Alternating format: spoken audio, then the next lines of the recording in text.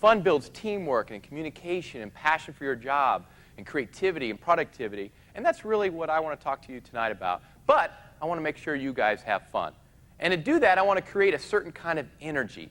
How many people have a 3 or 4-year-old child at home? Not too many? How many people have seen a 3 or 4-year-old child sometime in their life? Okay, pretty much everybody. All right, good, good. You know how that child walks in a room and he comes in and he goes, ta-da, deal with me, focus on me, right?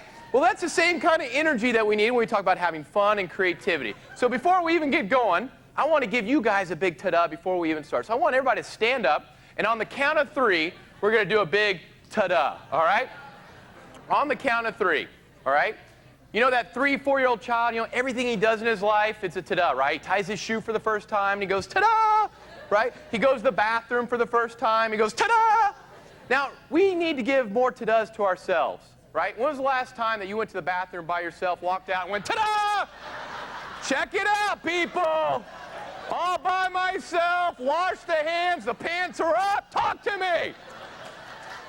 But when you're 3 and 4 years old, that's a big deal! 1, 2, 3, ta-da! Wow, really good right off the bat. Everybody must have had their dessert.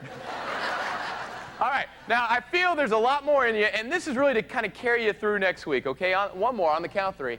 1, 2, 3, ta-da! There you go, give yourself a big hand. I started as a newspaper reporter, and then I went into advertising and public relations and marketing. I started my own consulting business back in '94. The year before, in '93, I started doing improvisational comedy at a theater in Dallas. That's where I live. Had these two really different worlds, this improv comedy world, this very corporate advertising marketing world. And I realized the skills that made each successful were actually quite similar. And I found a way to combine the two. And that's what I do today, is speak to groups like yourselves. And we're going to play some improv games. I want you guys to have fun. We're going to laugh. It's going to be a good time. But through that fun and laughter, look at things through a different perspective and maybe see some of those skills and how we can apply those to what we do to make us more successful. Everybody put their hands up like this. Everybody there. And everybody together say, bunny, bunny, bunny. Now turn the person to your right or left, look them right in the eye, go, hey, bunny, bunny, bunny. Turn the person on the other side, look them right in the eye, go, hey, bunny, bunny, bunny. Turn the person in the back or in the front of you or a different table and go, hey, bunny, bunny, bunny. Now see how you're giggling, you're laughing? That's the spirit of the bunny, bunny, bunny. The spirit that we take things way too seriously, right? That we have to have more fun, that we all make mistakes, that we all sometimes look foolish, that we all sometimes look silly. You know, we're human, and then we can't be afraid of that. And if we're not afraid of that, we could take more risks. In fact, put your hands back up like that. Just look around and memorize some of these faces.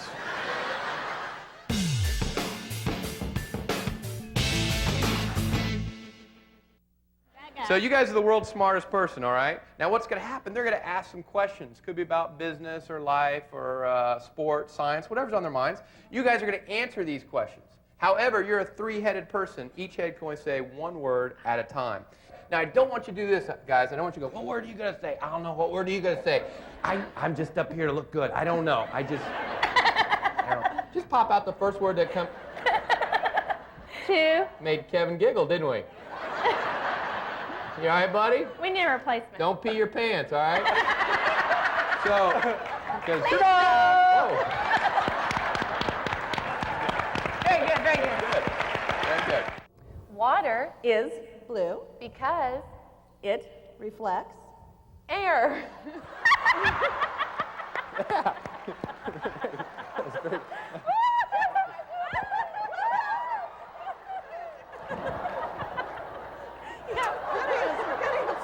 Yeah, that old blue air. Explain the theory of relativity. Explain the theory of relativity. Relativity is real. Yeah, I don't know. Who is your favorite cowboy? My favorite cowboy is Fred. Astaire.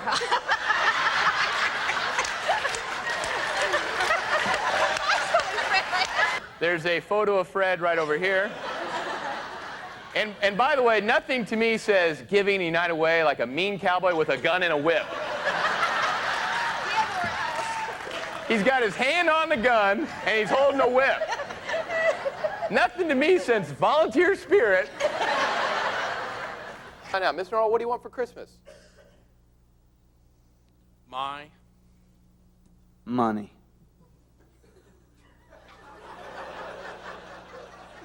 Yeah, okay. more money. Yeah, didn't need you on that one, Samuel. Whoa, whoa, whoa, what's going on there? You guys all right? We are.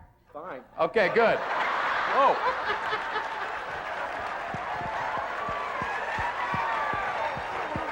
Wow. We should go on the road. We've been doing well. I got one more question. What do you enjoy the most about the HR Southwest Conference? I really Love. getting to Be. on stage. Yes! Give him a big hand. Way to go, guys. Come on. The reason they were so successful, they were doing really one simple little thing. They're being open and flexible to the change. Sometimes I play that game, and they're all three going three separate directions. They don't care what he says or what she says. This is what they're going to say, and I don't care. And that never is successful.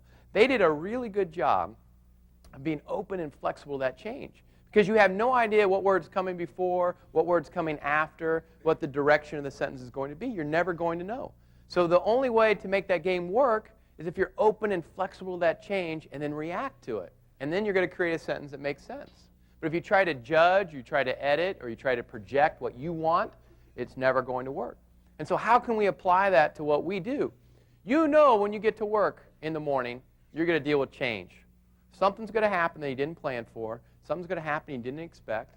It could be a little change. It could be a really big change. And how we deal with that determines quite a bit. It's going to determine our stress, our passion, our communication, our creativity, our teamwork. So all this is wrapped up in how we're dealing with these little individual changes. And what normally happens is that we create stress, and we get frustrated, and we get impatient, right? And then we take that stress home, and we're tired, and we forget about the passion and energy that we have for what we do, because we're focused on that stress, right?